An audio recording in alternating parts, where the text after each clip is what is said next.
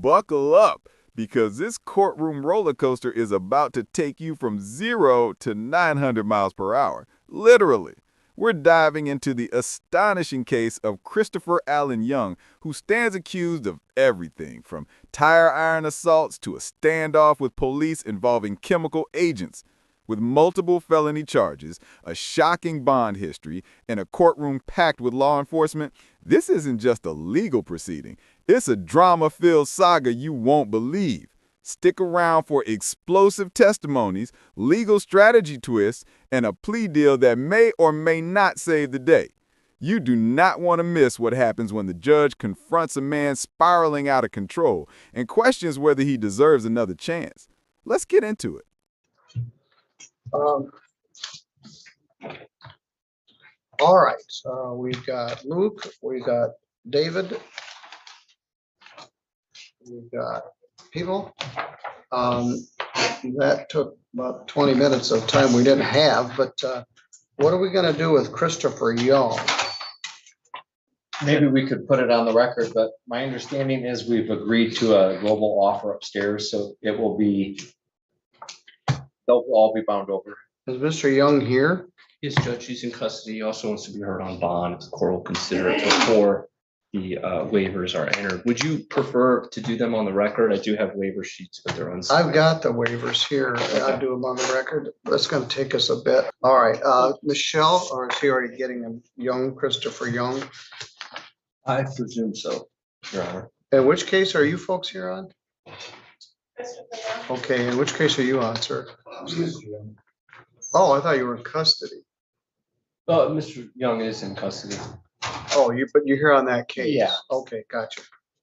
Are you Mr. Treestrom? Yes, sir. We got to deal with your circumstance. You have an open warrant for your arrest for a domestic assault earlier this month. So don't let him leave. Luke, do you have all the waivers in Young? I do, yeah. All right, I you have got them. four. All right. I think it'd be easier if Mr. Young just signed it next to me. All right, that's fine. Good afternoon. Thank you for your patience. We've been in here working on some other stuff. Are you Christopher Allen Young? Yes, I am. Mr. Young, you have 4 cases scheduled for this afternoon. Your lawyer, Luke Knopfsinger, is here. Also, prosecuting attorney David Marvin. Their attempt is to get all 4 of these cases bound over to circuit court and try to resolve everything in what we refer to as a global. So, let's unpack this legal move. What you just heard is the term global resolution. This means Christopher Young is trying to bundle all 4 felony cases into one single negotiation, rather than fight each case separately.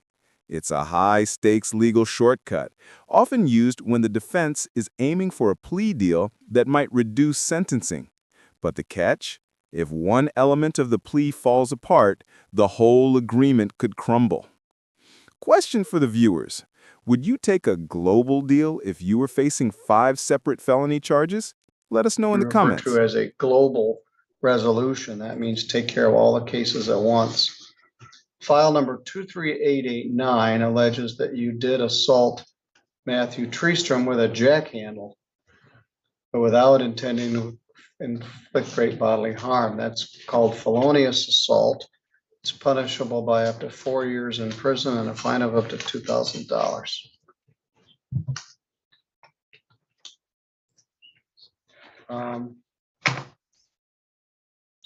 File 232127.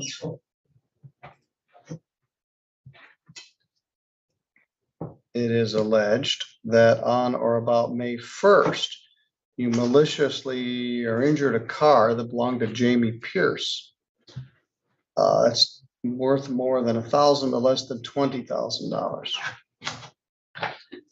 That's a 5-year felony. And then they allege that you assaulted Andrew Chupp and Matthew Treestrom with a car, known as felonious assault, a 4-year felony.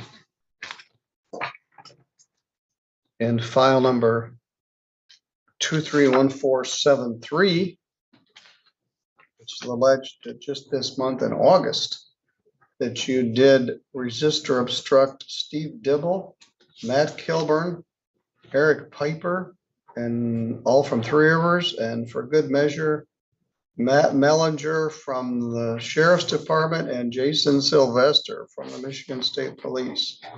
I don't know if I've ever had a case where someone resisted, obstructed Trooper Sylvester, but he's a big guy. You could hear it in the judge's voice.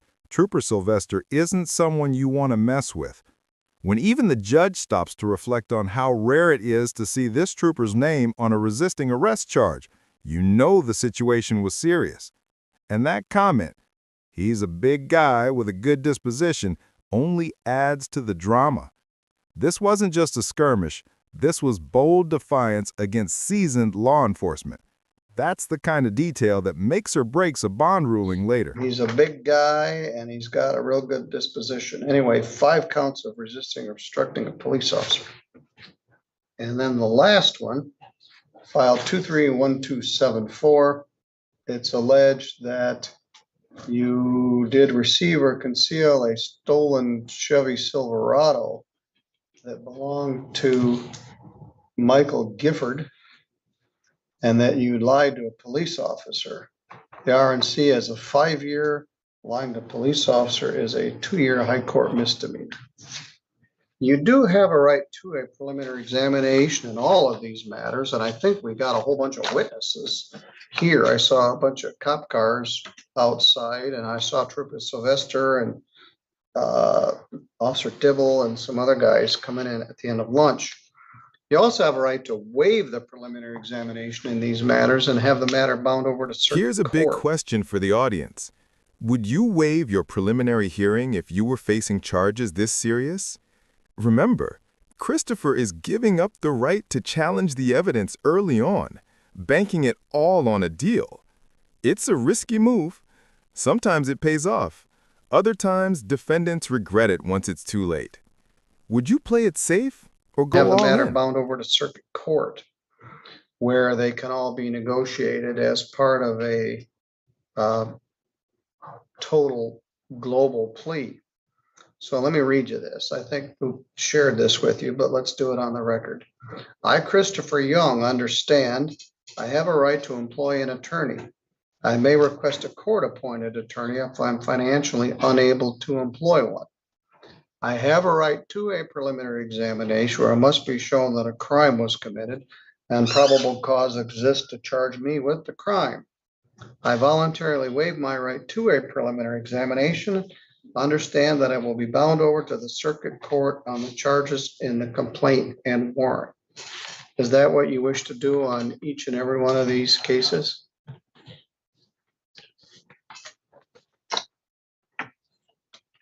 Yes. All right. And you've signed those. Right. Now, once I sign these, I lose jurisdiction, but I haven't signed anything yet. Mr. Nossinger wants to discuss bond here. Yes, Judge, thank you. Thank you. Court takes a look at, and I assume, well, the court is always well prepared, so I assume the court has looked at Mr. Young's criminal history. This moment is key. The defense leans hard into Christopher's scant criminal past, basically arguing that he went from a clean slate to a chaotic mess almost overnight. The unspoken suggestion? Outside influences, bad company, maybe even substance abuse. But let's not overlook the strategy here. Paint the defendant as redeemable. The court's reaction to this framing? Coming up in just a minute. And trust us, it's Mr. brutal. Young's criminal history, which is pretty scant, coming up until the earlier part of this year. Something just fell off there. And now we have these 4 felony cases. We do, in fact, have a global resolution. And so we're waiving over with that to preserve that plea offer. Part of that plea offer, too, is compliance with all the terms of bond, including no contact with any and all of the complainants and the victims in the cases. And then also no other criminal activity and appearing in all further court hearings.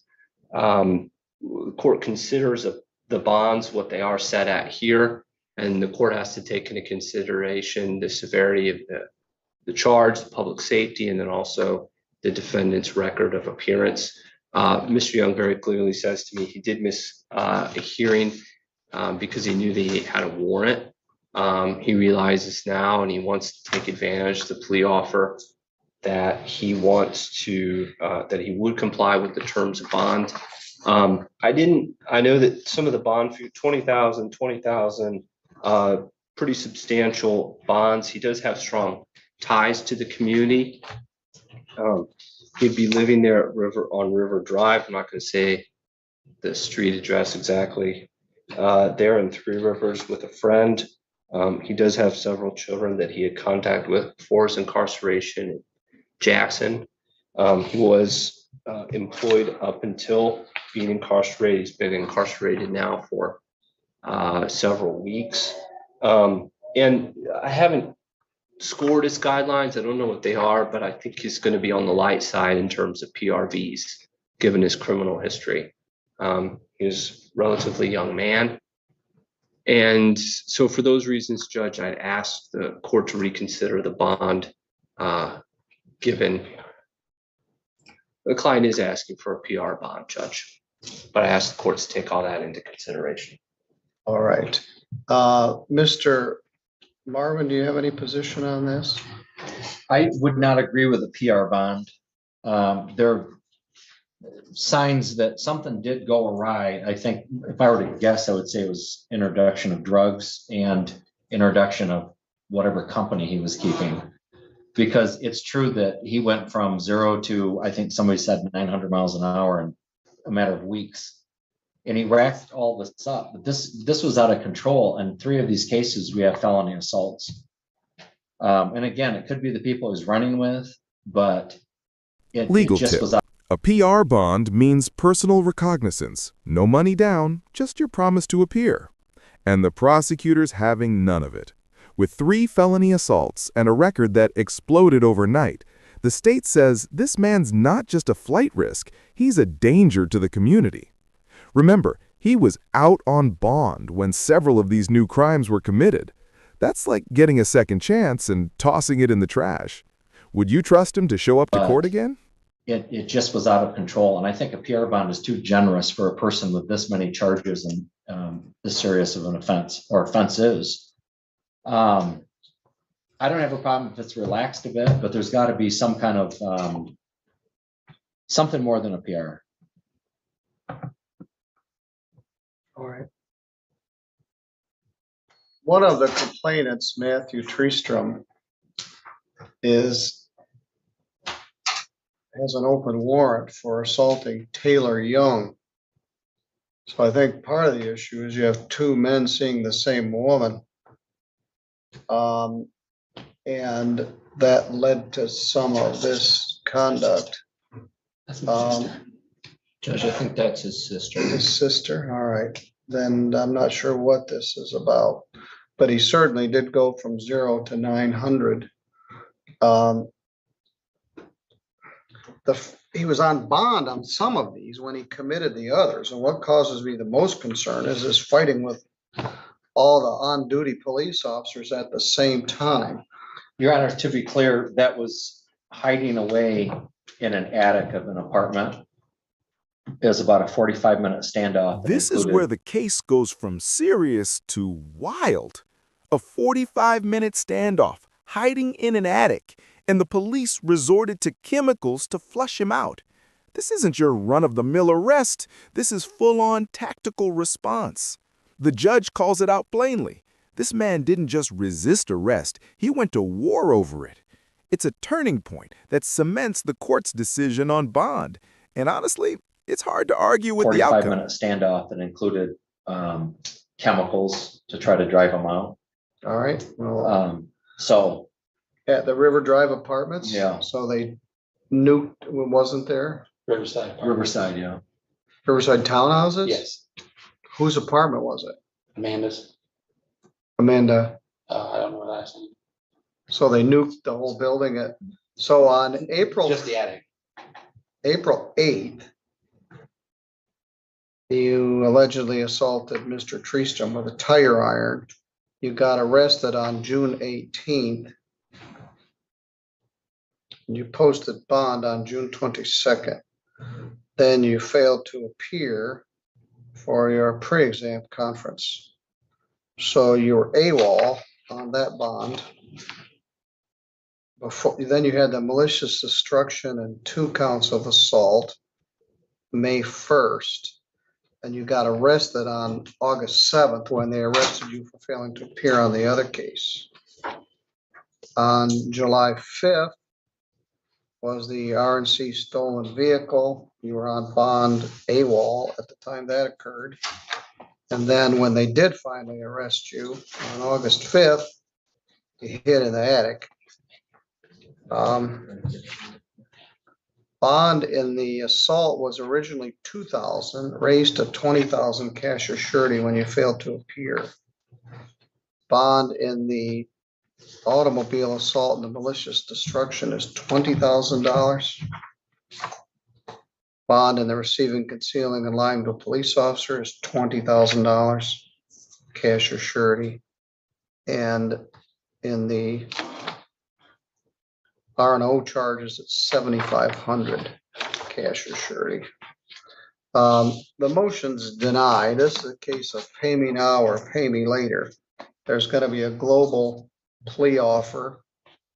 You were charged with a crime, posted a bond, failed to appear, committed 3 more crimes, 2 of which were assaultive, hid from the police, and you'll get credit for all the time you're serving, but I don't see the sense of letting you out just to go back into court, into jail. And you failed to appear and you committed other crimes while on bond, including assaultive offenses. So you can bring the matter up again in front of Judge Stutzman, but the motion in all cases to reduce bond is denied, and you can address it in circuit court. My advice is get this case moving faster rather than slower and get to a resolution. All right, you're free to go. That's what I'm gonna And do. there you have it. The judge lays it down. No bond reduction, no second chances. For now, with 5 active cases, multiple bond violations, a standoff involving chemical agents, and a courtroom full of officers, Christopher Young is heading to circuit court with a mountain of charges and a plea deal hanging in the balance. The message? The justice system can offer grace, but only once. After that, it's accountability time. If you found this case as shocking as we did, make sure to hit that like button, drop your take in the comments, and subscribe for more jaw-dropping courtroom breakdowns. New cases every week, and trust us, you don't want to miss what's coming You're free next. to go. That's what I'm gonna do. All right.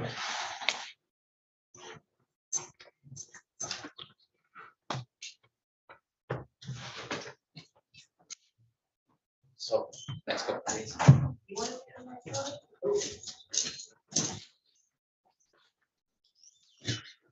All right, Jeremy, don't go away.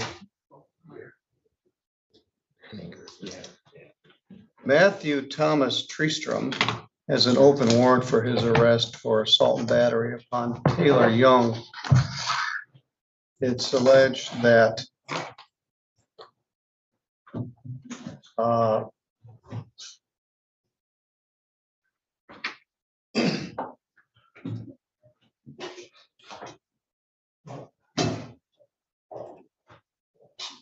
on or about that date,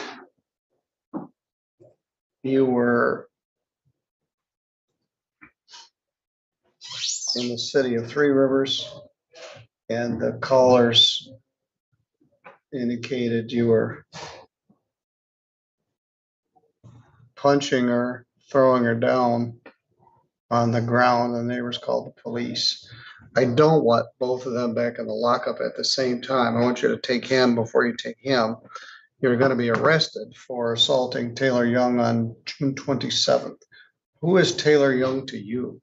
I dated Taylor for a while, but I did not assault her. All right, well, that's the They- allegation. Right, So, the day before she was. all right, don't say any more about it. I don't want you to jeopardize your rights. But I guess several neighbors called in. Some tweakers fighting might be killing a female. Oh boy. Anyway, it's an assault charge. And you're gonna get arrested, lodged, booked, fingerprinted, then you can post a bond, and then we'll see where we go from there. But it's an open warrant. I'm not gonna just do a court arraignment on a domestic assault. So as soon as they get him out of there, they'll take you over to jail. All right. I'm not worried about the whole rights thing. It was the day before was Miss Taylor had called me. All right, well, she- I don't, again, I appreciate that, but I don't want you to get sideways and say something maybe your attorney wouldn't want you to. I'm not, I'm very sure of it. All right. But she was held up by Mr. Cook, Brandon Cook, with a gun. And then we had talked to the cops that night about, her being assaulted by him. All right. She in turn was trying to pin, her being hands put on by him on me. All right, well, we'll sort it out. I didn't issue the warrant, the prosecutor Yes, sir. did. But we'll see where this goes.